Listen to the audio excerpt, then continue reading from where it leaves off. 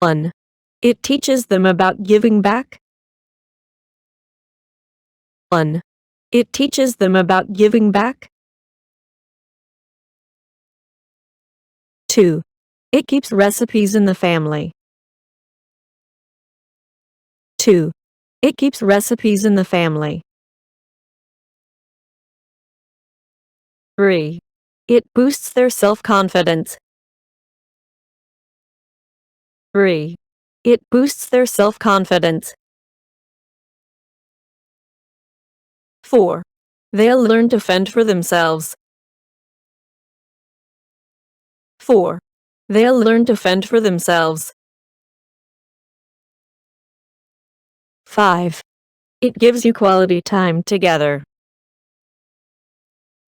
5. It gives you quality time together.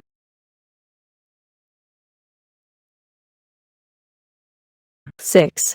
It teaches them about healthy eating. 6. It teaches them about healthy eating. 1. It teaches them about giving back. 2. It keeps recipes in the family. 3. It boosts their self-confidence. 4. They'll learn to fend for themselves. 5. It gives you quality time together. 6. It teaches them about healthy eating.